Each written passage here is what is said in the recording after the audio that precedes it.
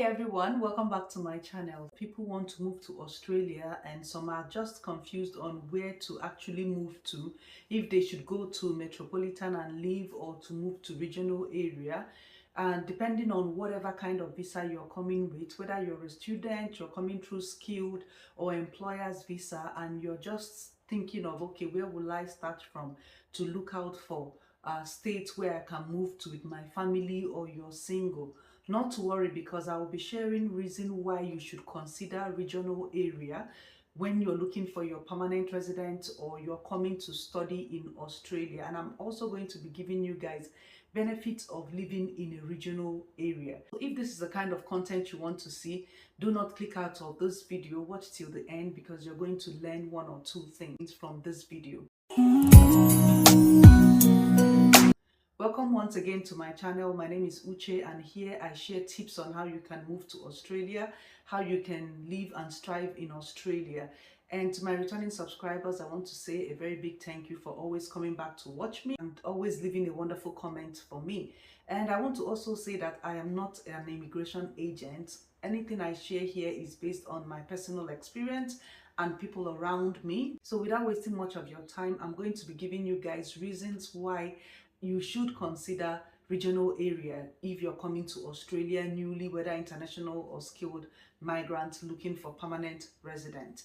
Number one reason is migration purpose. So a lot of you don't know that there are more to gain with a regional migration than just living in the big city like Melbourne, Sydney and Brisbane. There are other places that you can actually move to and you get additional points for your permanent residency purpose. So if you're outside Australia or even in Australia here and you're looking at how can I get my permanent residency faster, I will tell you to consider looking at moving to the regional area. Even some people living in the metropolitan move right now to some of the regional areas seeking for permanent residence, because one thing is you get additional 15 points if you're living in a regional area doing your permanent residency application. If you're going for a 491 visa subclass, which is a regional visa, you will get additional 15 points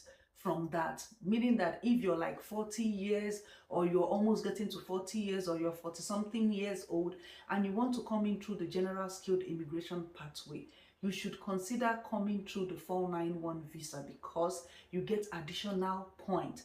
Remember that Australian skilled immigration pathway, you must get at least 65 points to be able to even start your application process. So if you know that age is going to be a problem for you, why not consider the regional pathway, which is the 491. In terms of the immigration purpose that I talked about, a lot of people don't know the value of 491 visa and they overlook it a lot because it is not a permanent resident visa. But like I mentioned, you will get additional 15 points if you apply for this visa 491. And also it has a lot of occupations that you don't even know that it's there. Like if you're a customer service, you're a facility manager, you're a hotel or restaurant manager, you're an insurance broker, insurance agent, marketing specialist and all that. This is where your occupation comes in, because you will see more of such occupation in 491 than in 190 and 189. So guys, explore this 491 visa subclass if you are interested. For people looking for job sponsorship, why don't you look out for the rural regional areas? There are a lot of jobs that employers are looking for people to come over there to work for them. So instead of looking for the cities that they have a lot of people already there, why not search more of the regional areas in Australia? And for those of you that are over 45 years, yes, you can actually move to Australia through the DAMA visa, which is the designated area immigration. Government have an agreement with the labor and also the employers living in the regional area to sponsor people outside Australia that would want to come and live in the regional area. So you see that this regional area has a lot of benefits for someone that is actually looking for permanent residency. I know a lot of you know about 482, 186 visa, but most people don't know about 494 visa. It's also an employer visa that will sponsor you from outside or in Australia, but you have to live in the regional area. So why I'm saying all this is for you, if you're outside there and you're thinking of how can I get a permanent residence faster, then consider moving to a regional area. And for students that are coming here to study, I will advise you as well to also look at the regional area for places to study, because if you finish from any university from the regional area, you will get additional 5 points. That means you're getting 5 points as studying in a regional area, and you're also getting 15 points for living in a regional area. These are the points that I want to talk about when it comes to immigration purpose, that you should consider going to regional areas for you to get your permanent residency faster. Number 2 reason why you should consider regional area is cost of living. For me, I have lived in regional area and I just moved to metropolitan, so I know what I'm talking about. When it comes to cost of living, like rent, food, groceries and all that, regional areas is way more cheaper than the metropolitan. Like in the regional area, renting is very cheap. You can still get a 3-bedroom apartment from 300 to 370 in regional area, while in metropolitan, depending on where you are living, you'll be looking at 400 thereabout. And groceries in regional area, because we have other ways we can get our food cheaper, like from the farmers market and all that, groceries in regional area is way more cheaper, and you can actually save cost more in regional area than in metropolitan. So to me, if you're coming new to Australia and you're looking for where to move to, consider regional area, except if you're a permanent resident and you already have a job here and your job is in metropolitan, then fine and good, you can go to metropolitan, but it has a lot of varieties. But if you're coming new and you're still trying to get a hang of things, maybe you would consider regional area. So the next reason why I consider regional area is work-life balance. I have lived in Toowoomba before moving to Melbourne, and in Toowoomba, to go around the whole Toowoomba would take me like 30 minutes drive, and here in Melbourne it takes me over 1 hour to even get to my job. So work-life balance in the regional area is way much better than in the metropolitan.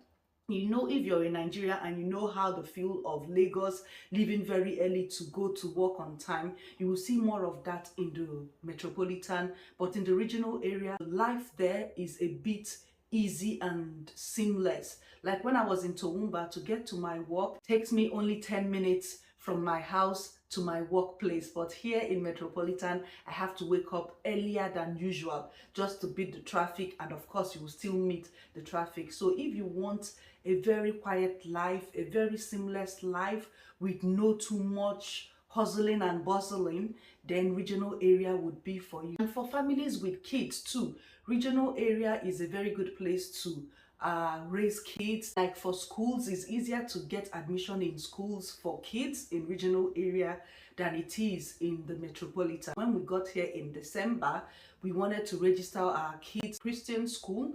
By the time most of the Christian school around us, our house is fully booked, so we have to put them in a waiting list. While when we are in Toowoomba, it was a bit easy. You need to consider all that while you plan. The final reason why you should consider regional area when you're making plans to move to Australia is job opportunities. Based on my personal experience, yes, there are jobs in the metropolitan city, which is Melbourne, Sydney, Brisbane. They are what they call the metropolitan cities. Yeah, so there are a lot of jobs there, and there are a lot of people applying for that same job, whether it's skilled job or unskilled job. There are a lot of people because everybody wants to move to metropolitan. But in the regional area, there are not much people. So when you apply for a job, depending on the job you are applying for, there are higher chances that even if you don't get it the first time or second time, you will get it the third time, because there are no much people applying for that. Especially if you're coming new and you want to do any basic job like support work, personal care assistant, and some other kind of job, regional area would give you that faster than in metropolitan, because when you apply in metropolitan, you are 1,000,001 people going for the same job. So when it comes to job opportunities, it's a two-way thing. So I know a lot of you will be like, okay, now that you have mentioned all this, is the regions that we can look out for. As long as you're not living in the cities like Melbourne, Sydney, and Brisbane, you are good to go. If you're coming with 491 visa, or you're planning to come in with 491 visa, you would always have a postcode where you can live and where you cannot live. I know that Ipswich in Queensland is part of the metropolitan, but some other places is not. If you're coming to Queensland, Gold Coast, Sunshine Coast, Toowoomba and the like are all considered as regional area. South Australia is considered as regional area, including Adelaide. NSW like Newcastle and others are considered regional area, as long as it's not Sydney.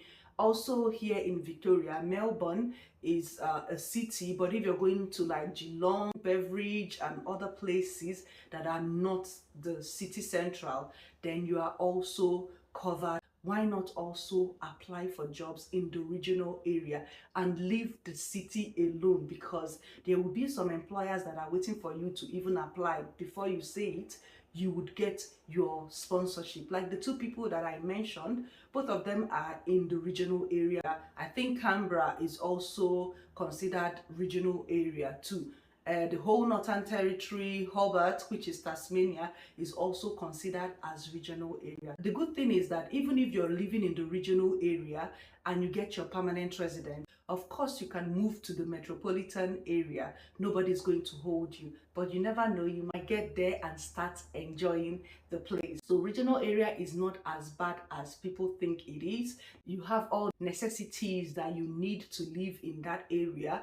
They have hospitals, they have good schools, they have shopping malls, they have buses and all that. Just that, yeah, you might not be able to see a train, a tram, depending on the region where you are. But hey, you are not missing anything. So why not look out for regional areas if you're looking to apply for your permanent residence, or you're looking for ways to get a permanent residency in Australia. I hope you guys enjoy this video, and if you do, kindly give this video a thumbs up. It helps YouTube to push the video to a wider audience that would need this information.